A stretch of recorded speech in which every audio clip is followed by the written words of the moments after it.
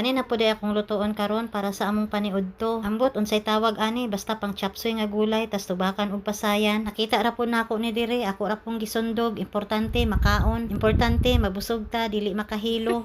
Ready na ni akong mga gulay, nahiwa-hiwa na, nahugasan na. Pati ning pasayan limpyo na, nakuhaan nagtinai. Perting mahala tag 400 plus ang kilo, 1/4 ra ni akong gipalit. Importante na isubak akong gulay. Mahal na jud kaayo tanan, ikaw na lang ang dili. Char lang.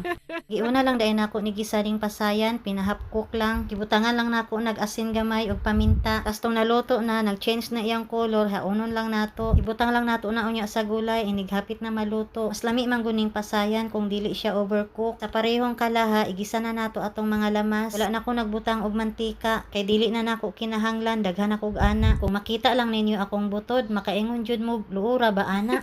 Gilunod na dai nato atong gulay diha, tas gitimplahan. Depende sa inyo ha kung unsa inyong itimpla. Basta ako asin, paminta o kaning liquid seasoning, magic sarap, okay na. Takloban lang na nato, pahinayan lang ang kalayo. Wala na nako na gisabawan kay magsabaw lang nag-iyaha. Kadali lang nato na takloban kay para dili ma-overcook. Kay mas lami man gud tong half cook, crunchy. Tas dire ilunod na nato atong half cook nga pasayan. Isunod na po nato ni atong Chinese pichay. O diba, gipanggutom na mo no. Unsa na lang ko. Labi na nga bag-o lang ko na humaglaba, gigutom ko. Aw, di jud ko mangagdag kaon.